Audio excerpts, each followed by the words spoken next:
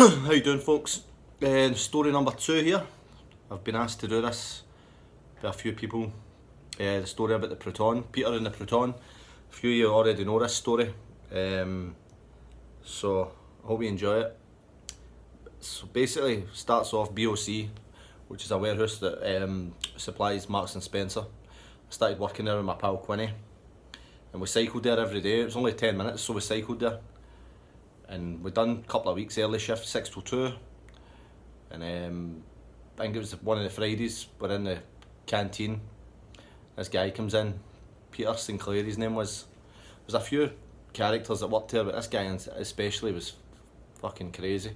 He comes in and he comes up to me and Quinny. He just kind of latched onto us. We never really tried to make pals with him or anything, but he comes up, one of the faces, scowling all the time. He walked about dead fast, as if he was going to kill somebody. He looked genuinely every day as if he was going to kill somebody. And he comes up to us in the canteen and he's, "Alright boys," we're like, "Alright." He's like, "Used to the ones that cycle, aye?" And we says, "Aye, we cycle." He goes, "Aye, what do you cycle for? You not got a motor?" He says, "No." And the bus doesn't really come this way, and then if I don't have a car and he doesn't have a car either, he goes, "You not got a motor for? What's wrong with you?" I says, "Well, I don't have a licence." He says, "What?" I says, "I don't have a licence." And he says, "You're fucking dafty." I says, "Am I dafty? No, I just don't drive. I've never really been interested." He says, "What about you?" And Quinny says, "I'm saving up for a motor." He goes, "Aye, I've got a motor last week. 50 quid. I got out the blue paper off an old guy." He says, "It's a 1996 Proton." He says, "It's fucking mint it. Wait, you see it. 50 quid." He says, "It's fucking mint it." He says, "I'm telling you," he says, "it runs as sweet as a nut. Turn the key first thing every morning." He says, "It's fucking brilliant, man. Best motor I've ever had." Quinny says, "What kind of nick's it in for 50 quid? He says, "What?" He says, 50 quid? What kind of state is it in?" He says, "I just fucking tell you, it's mint it. It's mint it." We're like, "Oh, aye, cool, nice one, man." We're like, "This guy's a fucking banger, man." But we couldn't get rid of him. Weeks and weeks went on. And eventually, every week he'd ask us, "Right boys, what's happening every day? Fucking still cycling, aye?" He says, "Aye, fucking, you two are off your head." He says, "You, Quinny, you're not playing with the full deck." That was what I always used to say. He's not playing with the full deck, so we'd try to avoid him the best. Quinny said to me a few times, he says, "Mate, get rid of this guy, man, he's a fucking crackpot." I says, "I know."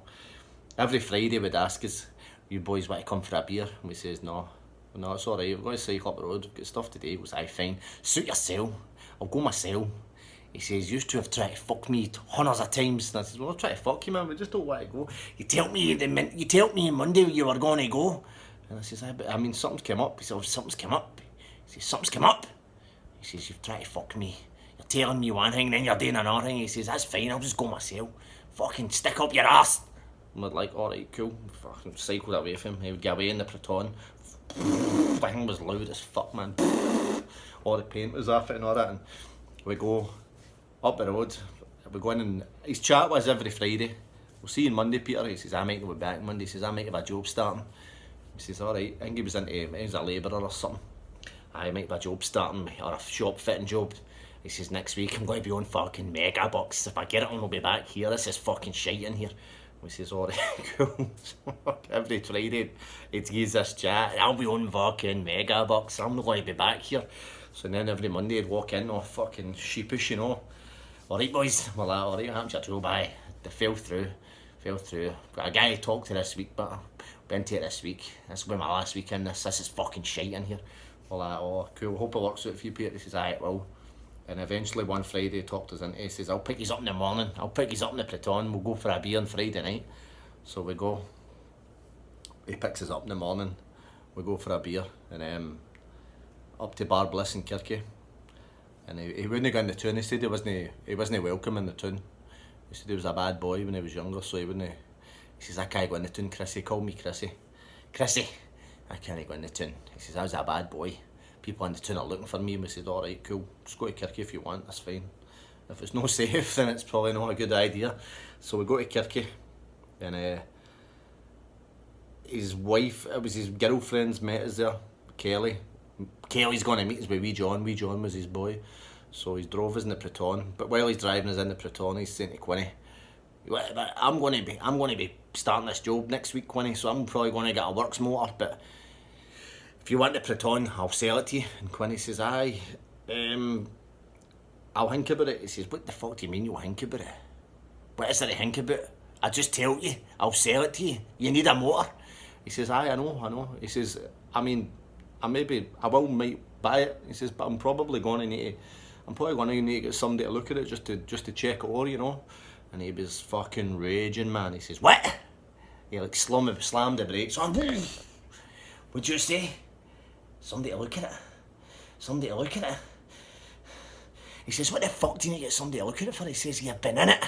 You're in it now. It's fucking minted. Look at it, Quinny.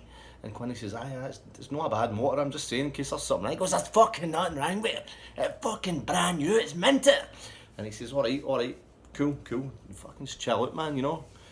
We get to the pub and we go in there and having a couple of pints with him and his missus and wee John, and wee baby. And he's there. And he used to always say, what a fucking week I've had, Kelly Hen. What a week I've had. He says, honestly. And he says, what a fucking week I've had. He says, right. She says, I'll be a couple of beers in. She says, right, Peter, I'm going to make something for dinner. You want to get the boys and we'll head up the road? He goes, oh, you just head up the road in a taxi. And we'll meet you up there. And she goes, I don't really want to take a taxi up the road because I'd rather just you give me a lift. I can't give you a lift, Hen, right? Just don't start me today. I've had a cunt of a week. Just take wee John and take him up the road. So she says, well, go give me money for a taxi. He goes, well, can you not just walk? She goes, well, it's like a half an hour walk. She says, what's wrong with that? She says, well, I mean, I'd rather just you took me up the road. He goes, listen, Kelly, you know wee John can't go in the Proton. It's no safe for him. Alright? It's no safe for wee John. So take a taxi up the road. Don't start me, Hen. I swear to God, don't start me. What a week I've had. Just take wee John up the road. I'm going to have a few beers with the boys and then I'll get you up there. So she goes away. She goes, right, fine, Peter. She goes away and we're having a cut of... sorry about that. She says, right, alright, I'll go up the road. So she goes up the road. We're having a cut of more beers. And we jumps in the car. And we drive up to his house. And that's a pure disaster area. I think he moved in. And the people that lived there before, I don't even think he moved their stuff out because it was just full of shite everywhere. And we get there and he was dead proud of it, but like, this is the pad, Quinny, would you think? He used to always go for Quinny, would you think, Quinny? Quinny says, aye, it's quite nice, aye, it's good wee flat. He says, aye, it's a cracking wee flat, Quinny. He says, cracking wee flat. Everything you want in here. Great location. We said, that looks nice, Peter, that's good. He goes, anyway, Kelly's making these sandwiches. I've got everything in for the boys. Full spread, muffins, sandwiches, porridge in the morning at 5 o'clock. He says, I'll look after these boys. We get a couple of beers in. We're drinking away. He says, I'll show you to your room. So we go up the stair. And it's like a bed. It looks like 2 kids' beds. And it was a disaster area again. And he says, what do you think, boys? And I looked in. I was like, fuck's sake. And then Quinny was there in the toilet. He says, Quinny, this is your rooms. We look in. Quinny goes, alright, aye. He says, looks, and he says, it's fucking minted, Quinny. This place is fucking minted. That's your bed, Chrissy, that's your bed. I says, alright, cool. So we go down for dinner. He says, Kelly, what time's dinner? She says, aye, 20 minutes, Peter. He goes, right, fine. Me and the boys are getting a couple of beers, so we're having a couple of beers in the living room and that. And he would only go out the back garden for a piss. He wouldn't go up to the toilet, I don't know why. And she'd come in and she'd say, Peter, why are you going out the back garden? Why don't you just go to the bathroom? He goes, because I fucking don't want to. That's perfectly fine going out there, alright? Don't start me. Just don't start me. So she's like, alright, cool, dinner's ready, we go for the dinner. I can't remember what we had, it was sandwiches or something. We're drinking away. We stay up pretty late. And he says, right boys, I'm going to my bed, that's bedtime. He says, I'll be up. Porridge will be ready at 5. Lights are on at 5:45. Well, alright, no bother, Peter, cool. 5:45 in the morning, the lights are on. And he's in ready to go with the high vis on. Angry as fuck. Right boys, come on, that's it, porridge is it. Well, cool, so I wasn't really sleeping because I just didn't feel safe, so I kind of got out of my bed. I was getting myself ready. This is Quinny's he's telling us that his breakfast ready, so Quinny's still sleeping. He goes, kind of tossing and turning. I kind of walk out, and he's walking up the corridor. He goes, right, Chrissy, mon, that's the porridge ready. So I'm walking down the corridor, and he says, where's Quinny? I says, he's still sleeping. He says, for fuck's sake. He says, I'm sick of him trying to fuck me about. So he goes in, and he goes, Quinny! He's trying to pull the covers off him. That's it, mon, the porridge is out. So we go down the stairs, and we're eating the porridge. It was fucking horrible, man. And Quinny wasn't really eating it. Quinny was saying, we had porridge. And he goes, oh, it's not, it's good. He goes, well, you're not fucking eating it. You're going to need to eat it. We need to go. So we eat it, we go to work. We gets to work, and I think this particular day took a meltdown. One of the managers had a fight with him. He asked him to do overtime, and he said, I can't do overtime. I need to go and get wee John. And he says, well, I've asked you 5 times now, and you keep saying you can't do it. He says, I've just told you, I need to go and get wee John. I can't do overtime. He says, well, I'm going to talk to the agency about you because you've refused 4 or 5 times now. He says, just fucking do what you want. So the guy was away, and I not seen him for about 40 minutes. And I couldn't find him, and I thought, I wonder where Peter is, because we're going to go for lunch. I goes round the corner, looked, I said, you seen Peter? Anybody seen Peter? No, I've not seen him. I walked up into the next aisle, and just as I'm about to turn the corner, I can hear this noise. It's like a thud. It's like doo doo doo doo doo doo doo doo doo doo. I thought, fuck's happening here? So I look round the corner, there's a big stack, like a big pallet of toilet rolls stacked up, and he's standing there, your man, he's kicking fuck out it, right? Full scale, man, punching and kicking fuck out it, taking a fucking, oh yeah, fuck, right? And I'm like, oh fuck's sake, man. He sees me, he's like, alright Chrissy. I was like, alright Peter, I'm gonna go to lunch. He's like, breathing dead heavy. He's like, you hear what he said to me, that Stuart? I said, Stuart who? He goes, Stuart the manager. You hear what he said to me? I says, no. He says, he's trying to fucking tell me he's going to talk to the agency. He says, he's trying to tell me he's going to talk to the agency because I don't want to do overtime. He's like, he says, I'm not fucking happy, Chris. He says, the way he spoke to me there, he says he spoke to me like as if I was a wee boy or something. As if I was a wee dick. And I says, aye. I says, he's a rude guy, Peter. He says, he is a rude guy. He goes, no. He says, I'll tell you something. He says, see if he speaks to me like that again. He says, I'm no joking. Chrissy, I'm no joking. And he shut his eyes, right? And he's still breathing. He went like that. He says, I'm going to take his face. And I was like, oh fuck. I was like, what do you mean? He's like, what do I mean? He says, I'm telling you, if he talks to me like that again, he says, I'm going to take his face. And I was like, oh fuck. I says, don't do anything crazy, Peter, just take it easy. He goes, aye, I'm just telling you, Chris. He says, next time, take the face. I says, alright, fuck's sake, man, this guy's going to kill somebody, man. I says, Peter, let's just go and get some lunch here, eh? He says, aye, mon. He says, I'm not going for any fucking lunch. He says, I'm getting into the Proton to smoke a joint. He says, I don't want it. I need to calm myself down here for a day, something I regret. I says, I think maybe you should. That might be a good idea. Off he goes, off I go. I'm telling Quinny, I says, need to get away for this guy. He's fucking crazy. Quinny says, apparently he's starting a new job on Monday. I says, alright, every fucking week, man, he's starting a new job. I'm going to be on Megabucks. That was his, he was saving up to go to Canada, so. Then Monday comes, he never appeared. And I'm like, where's Mad Peter? He says, he's no came. I says, alright. And then one of the managers asked me, he says, that boy you got about with Peter? I says, aye. He says, where is he? I says, I don't know. He says, he's not appeared. He says, no phone in or anything. I says, no. I says, don't know where he is. Never seen him. So maybe half an hour later, I'm standing, I'm filling a form out or something, I don't know. I just smelled petrol.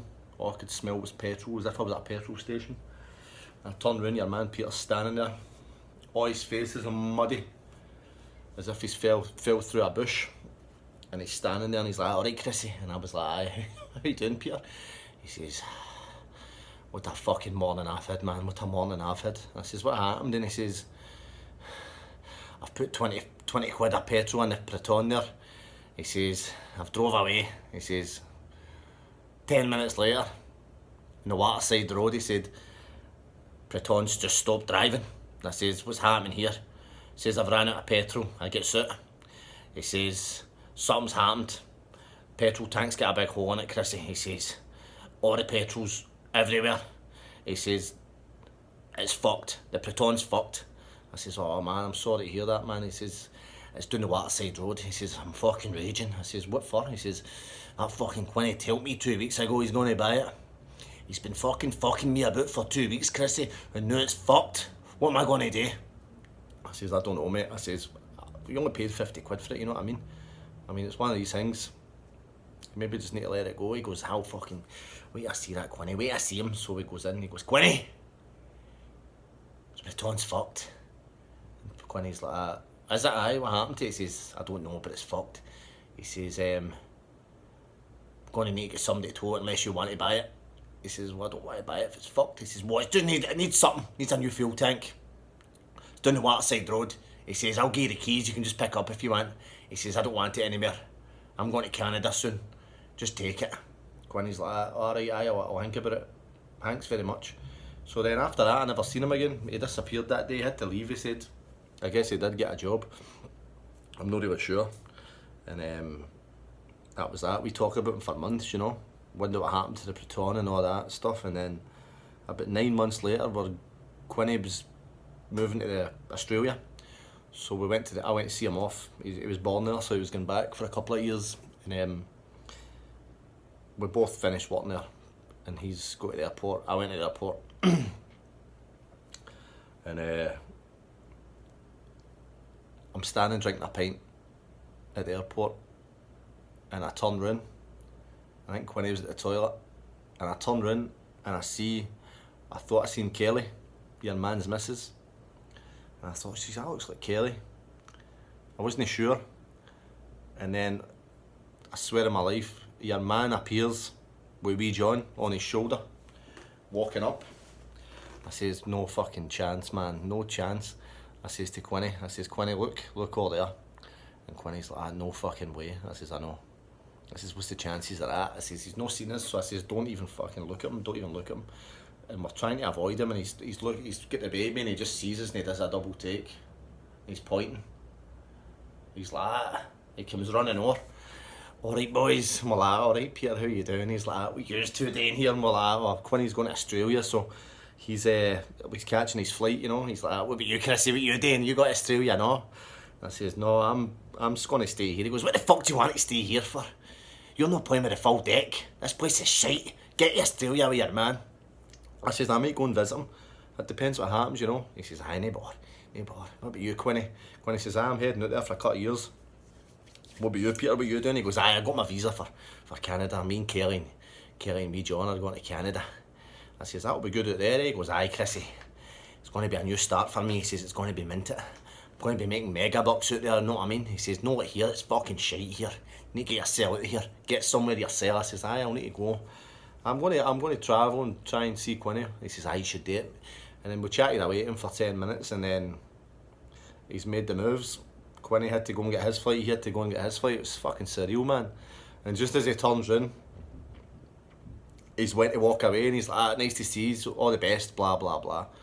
And he turns round to me, and he's holding wee John, and he says, Kelly, hold wee John. And she takes wee John, and she says, I'll get you in a minute. And he turns round, and Quinny was away, and it was just me and him, and he went to shake my hand, and he says, here, Chrissy. I says, aye, he says, that fucking Proton was a heap of shite, wasn't it? I says, the two of us fucking cracked up, man, it was brilliant. And he walked away, and I never seen him again. So he's probably a serial killer now or something, I don't know, but a funny guy. See you next time, take it easy.